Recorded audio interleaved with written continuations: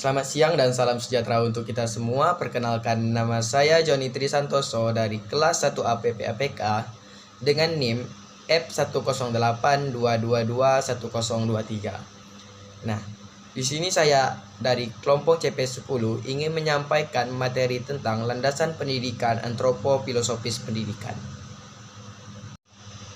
Latar belakang dari landasan antropofilosofis pendidikan, manusia merupakan makhluk ciptaan Tuhan Yang Maha Esa yang memiliki banyak potensi, sehingga para orang tua harus mendidik dan terus mengembangkan potensi anak-anaknya sejak usia dini.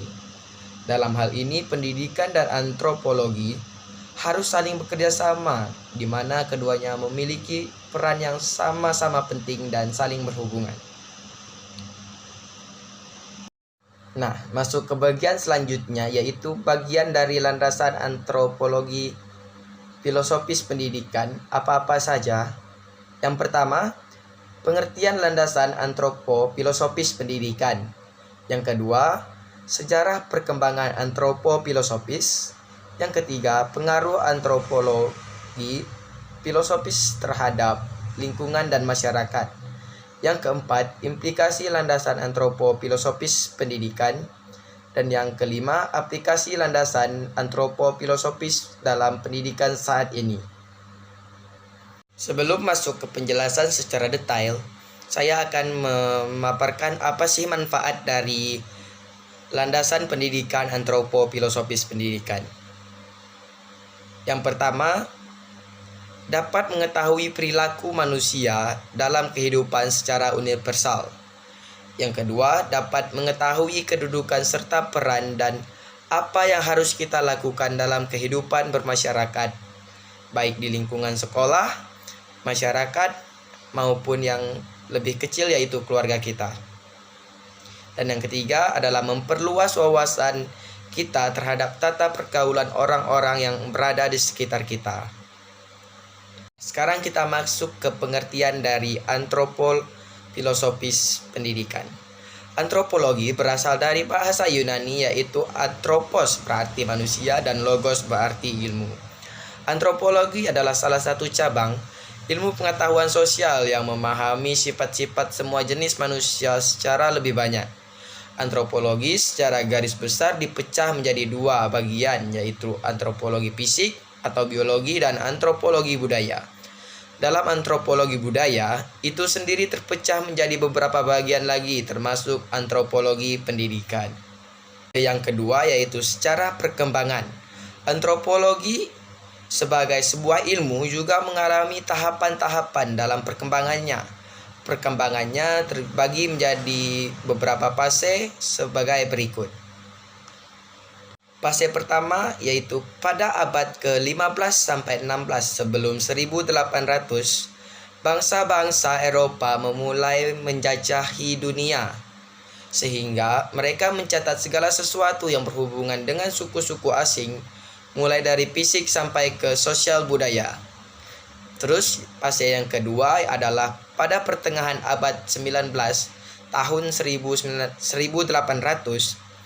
bahan-bahan etnografi disusun menjadi sebuah karangan-karangan. Sekitar tahun 1860, muncul karangan yang mengklasifikasi aneka kebudayaan di Indonesia atau di dunia ke dalam evaluasi tertentu, sehingga muncullah ilmu-ilmu antropologi.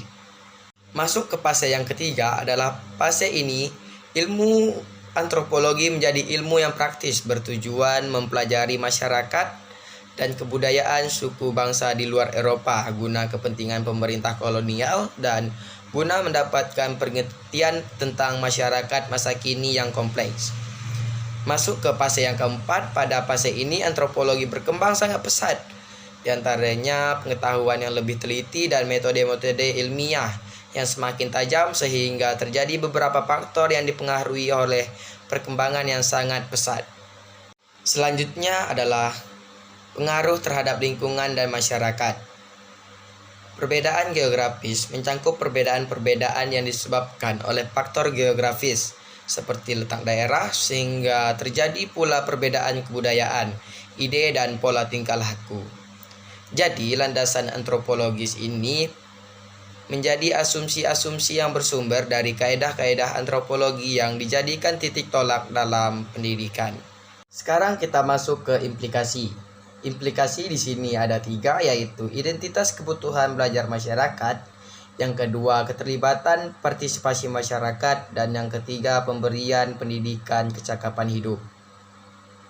Yang terakhir masuk kepada pengaplikasian yang dapat kita lakukan pada saat ini.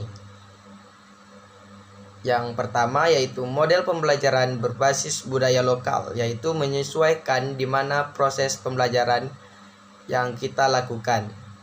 Terus yang kedua, metode pembelajaran karya wisata. Dan yang ketiga, pembelajaran dengan model modeling. Baiklah teman-teman, sekian materi tentang landasan pendidikan antropofilosofis pendidikan yang dapat saya sampaikan. Semoga apa yang telah saya sampaikan dapat bermanfaat bagi teman-teman yang telah mendengarkan video ini. Sekarang saya pamit undur diri dengan mengucapkan selamat siang dan salam sejahtera untuk kita semua. Terima kasih.